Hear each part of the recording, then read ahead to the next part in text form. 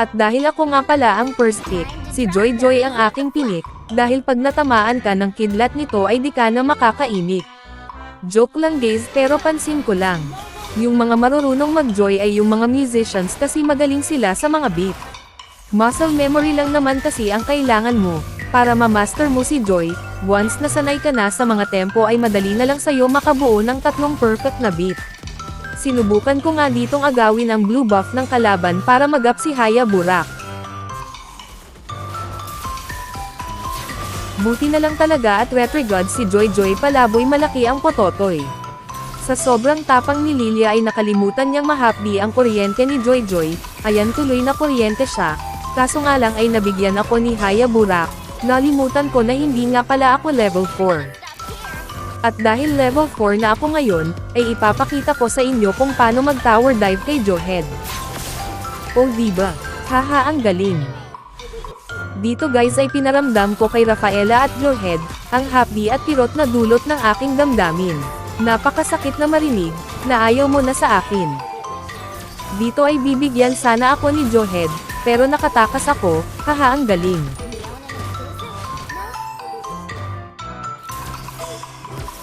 Dito ay sinubukan ko nang makipag-rat-raten sa kanila. Pero ang lakas ng heal ni Rafaela, mabuti na lang at taglay ko ang hapdi at pirot ng Meralco.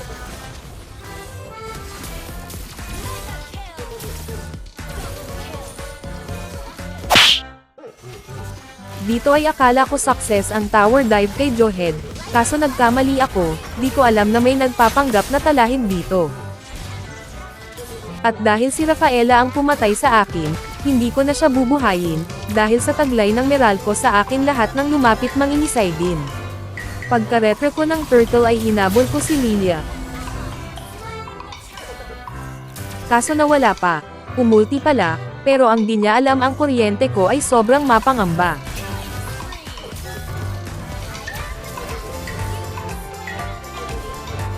Kaso nagulat ako kay Jowhead, may item na pala, mamaya ka sakin magiging joke ka na lang, wala ng head. Dito ay napansin ko si Carrie mag-isa, pinatikim ko muna ng kuryente baka maputulan sila.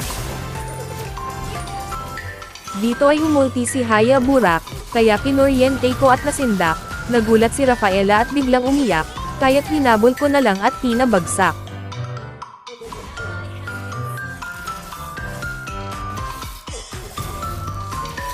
Pagkabuhay ni Rafaela ay nakita ko sa top, kaya agad kong nilapitan para ulit ibagsak.